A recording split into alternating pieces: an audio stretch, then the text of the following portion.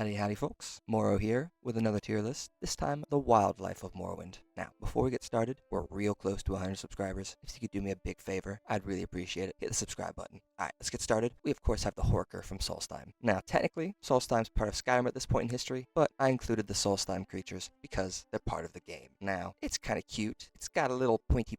The Horkers from Morrowind are a lot friendlier and cute looking than they are in Skyrim, so I think they can go in the petting zoo. Next up, the Snow Bear. I think it's the same idea as the Horker. They're certainly a lot friendlier looking than a lot of these other creatures we're going to get to, so it's definitely petting zoo material. The Bristleback, once again, I don't feel threatened by this at all, even though, as many of my fellow Morrow boomers can attest, if you go to Solstheim at a very low level, this thing will mess you up. The Betty Netch. Man, are we about to stack the petting zoo this early? Yeah, it's petting zoo. I love the Netches, Bull and Betty Netch, as we'll get to. And besides, they're livestock. Like, they help us. The Bear. Honestly, Nords, your creatures are weak. They're petting zoo material. The Slaughterfish. Finally, we can have something that's not a petting zoo material. But it's not even that bad. Like, we deal with this. It's just a test from Lorcan. It just makes my life annoying, at worst. The Durzog. These things that goblins ride, these annoying creatures, they're kind of freakish looking, but nothing too out of the ordinary for your average Vardenfell inhabitant. I think it's just a test from Lorcan. The Wolf, once again, showing that the average monstrosity to the wilderness of Skyrim's inhabitants is just a Tuesday to Vardenfell. This is also a petting zoo. The Alit. This I like to call the bipedal frog. It always weirds me out. I don't know how this thing is stable, like where its center of mass is balanced. It freaks me out. It's a test from Lorcan, though. It's not really that big of a deal. Here we go. Udafricta. This is where things change. This is a freak of nature. It's weird, and it's not even that, like, weird looking. It's just creepy, and it's absolutely vicious. It's savage. It'll brutalize you. It's just a gorilla, too.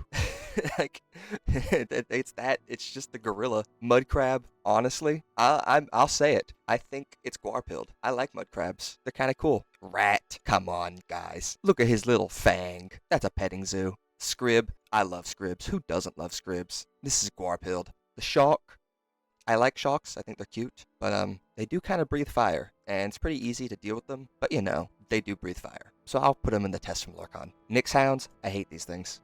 I absolutely hate these things. I used to play Quake 2 a lot growing up, and there was this one creature that had this long tongue that would shoot out at you and suck your dang blood, just like how the Nyx Hound does. This is a freak of nature. I hate the Nyx Hound.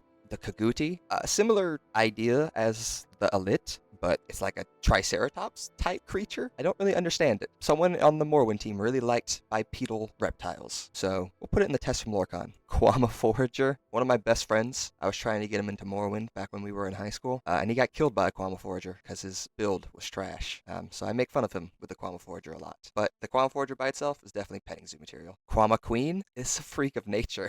I don't like how the head of it is just the forager slapped on. I don't like how a lot of these are just the head of the forager. You're gonna realize, like the warrior, we'll put a test from Lorcan. At least it looks a little bit more natural. But then on the worker, it doesn't have the forager, so I don't know what's going on there. This is also a test from Lorcan. It's just freaky looking. Actually, no. We'll go petting zoo, because it's at least not as weird looking. The Grawl, oh, test from Lorcan. They're not really that big a deal. You don't encounter too many of them, and they're not that weird looking. They're just there. Bullnetch, definite petting zoo material. I mean, look at them. They're just floating around. Just land jellyfish. Cliff Racer, who you gonna call? We're gonna call Jew. Do I even need to explain that one? We can move on, right? This one, I've been playing the Elder Scrolls games for 16 years at this point. I still don't know how to pronounce this. I have settled on Dreg, which I am 90% sure is inaccurate, but the Water Dreg of Morrowind, also better called Jub. And of course, the Guar, definitely Guarpilled. I mean, look at that silly, goofy face. Anyone can love that face. Look at him. He's adorable. Guarpilled. So I'm sure we're all happy with that tier list breakdown. Let me know if you have any big disagreements there. Anything that you think should also be purged or maybe moved up a couple spots. Please like, comment, and subscribe. You know, the usual things. That is, unless you're a filthy outlander. I don't want you here if you're an outlander. Or even worse, scum. I suppose that's Morrow out. Bye-bye.